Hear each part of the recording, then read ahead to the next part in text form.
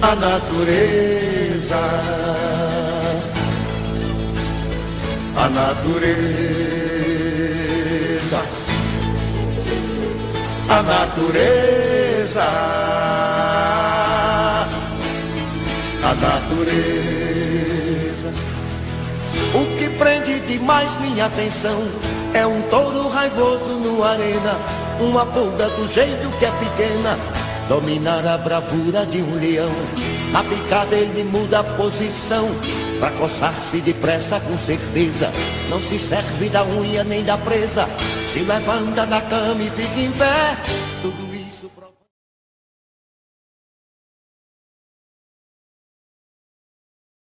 que se não fizer o básico, que é a manutenção, daqui a pouco essa barragem está correndo o risco de se romper e a gente ter, além de ter um desastre, perder aquele recurso hídrico.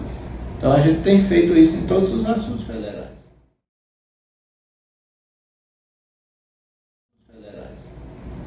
A gente marcou uma visita lá ao açude para sábado. Aí o que a gente pode falar do problema, assim, porque a gente queria abordar um problema ambiental, seria esse que você citou aí? O principal problema ambiental hoje é a ocupação da mata ciliar. Vocês vão ver que praticamente não existe, né? E a ocupação mesmo, casas quase dentro do açude. O principal problema é esse? É, a ocupação da mata ciliar, com certeza. Tanto para a agricultura quanto para os imóveis. Nítido pra gente, né? Vocês vão ver isso, chegando lá, você já tem um choque, assim, você já vê assim, aquilo tudo. Eu tive acesso, em uma das reportagens ele fala que o açude estava agonizando, assim, como se tivesse, mesmo você falando aqui que tem um monitoramento diário da Corgé, ele falou assim, as palavras que ele usou que estava agonizando. O pessoal vê muito a questão do percentual do açude, né? Realmente ele está com um percentual bem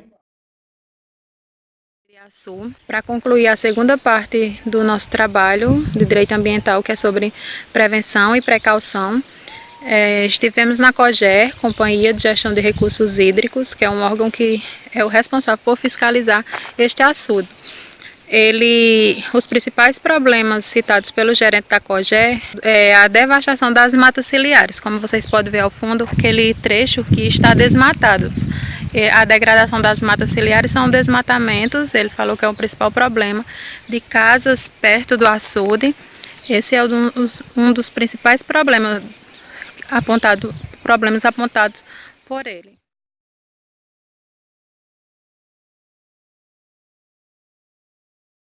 Tratado o Instituto de Responsabilidade Civil, a gente tem que ter em mente os aspectos da responsabilização civil. Então, por exemplo, o que é essa responsabilização civil? Basicamente, a responsabilização civil é a possibilidade de alguém que provocou o dano a ressarcir esse dano. Então, quando a gente está falando da responsabilização civil de uma empresa que trabalha dentro do contexto de mineração, a gente tem que levar em conta outros fatores, né? Mas antes de entrar nisso, a gente tem que fazer uma diferenciação do que é responsabilidade civil objetiva e subjetiva.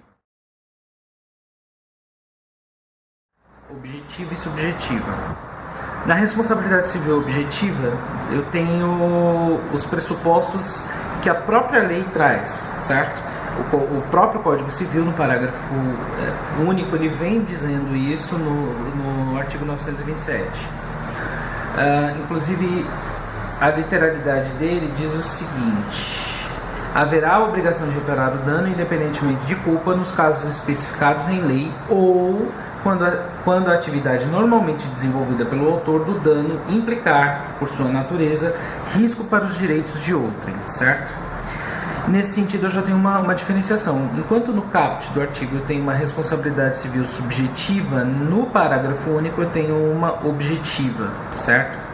Na subjetiva eu tenho que, além de comprovar o nexo causal, eu também tenho que comprovar a culpa. E aí, quando eu falo de culpa, eu estou falando no sentido amplo, no sentido lato sensu, que é dolo e culpa no sentido estrito, certo?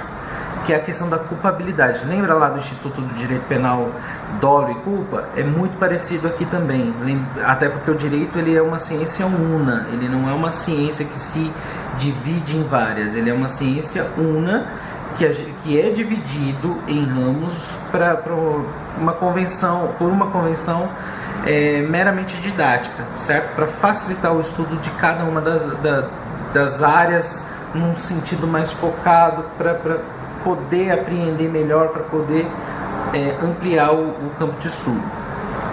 Então, quando a gente está falando desse contexto de responsabilização, em lato sensu, eu estou falando justamente nesse sentido, dolo ou culpa, e eu tenho que comprovar esse nexo causal mais a culpa do agente. Culpa, ele quis praticar o ato, não é a culpa, é a culpabilidade, melhor dizendo. Vamos melhorar o termo, comprovar a culpabilidade.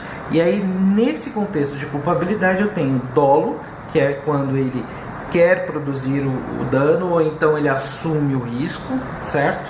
De provocar, ele ciente de tudo, ele ainda assim ele pode provocar. E aí também eu tenho a culpa, que é a negligência, imperícia e imprudência, certo? E eu também tenho os contextos objetivos, que aí ou a lei vai trazer ou o risco da atividade vai determinar isso. Toda atividade dentro da esfera das empresas de mineração, elas têm um risco já pressuposto, tá? Primeiro porque eu estou lidando com questões de degradação do meio ambiente, então já tenho não só um risco hipotético, mas um risco efetivo, porque cada ação da mineradora vai gerar necessariamente um contexto de degradação ambiental. E além disso, eu tenho os riscos da atividade em si. Por exemplo, quando vai escavar algum determinado ponto para ver se tem algum minério e tudo mais, certo? Então, naturalmente, há o risco da atividade de mineração. Consequentemente, há o dever também de reparação do dano, caso ele ocorra. Porque o que acontece? É um dever ser, certo? E nesse dever ser, as empresas de mineração elas têm que observar sempre para evitar qualquer conduta. Ela tem o dever de evitar qualquer conduta, certo? Que aí a gente cai nos contextos de buscar de alguma forma não provocar um dano maior, tá? Dentro das condutas para se evitar, eu tenho estudos que vão ser lançados antes, e justamente por uma questão de prevenção, uma questão de se